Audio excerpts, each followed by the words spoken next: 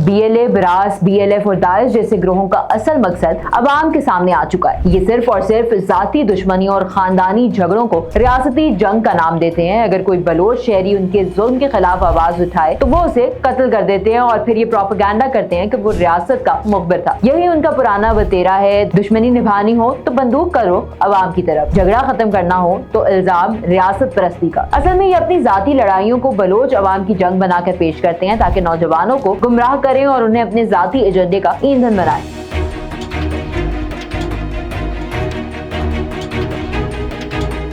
पाकिस्तान की तारीख कुर्बानियों से भरी हुई है। ये वो सरजमीन है जिसने अपनी आजादी के बाद से आज तक कई साजिशों का मुकाबला किया, कई दुश्मनों का वार सहारा और हर बार सुरखरू हुई। लेकिन दुश्मन हमेशा चालाकी से काम लेता है। कभी बराह रास्त जंग के मैदान में शिकस्त खाकर पीछे हटा और कभी प्रॉक्सी वॉर के जरिए अंदर से वॉर करने की कोशिश की। इन प्रॉक्सी वॉर्स में सबसे बड़ा हथियार दहशतगर्द तंजीमें बनाई गई। बलूचिस्तान जैसे हसास खत्ते में BLA, BRAS, BLF और दाइश जैसे नाम सामने आए। ये ग्रोह कभी मजहब के लिबादे में, कभी कौम परस्ती के झूठे दावों के साथ और कभी आजादी के करीब में बलोच नौजवानों को गुमराह करते रहे। इनका मकसद ना तो मजहब की खिदमत था, ना ही कौम का दिफा और ना ही आजादी का हुसूल। इनका असल मकसद सिर्फ एक था, खौफ फैलाना, तबाही मचाना और अपने गैर मुल्की आकाओं के इशारों पर नाचना। बलूचिस्तान और पाकिस्तान के दीगर इलाकों में दहशत गर्दी की शक्लें मुख्तलिफ जरूर हैं, लेकिन चेहरे सबके एक ही जैसे हैं। BLA अपने आप को बलोच कौम का नुमाइंदा कहता है, लेकिन सवाल ये है कि अगर ये वाकई बलोच कौम के खैरख्वाह हैं तो फिर बलोच अवाम की बसों को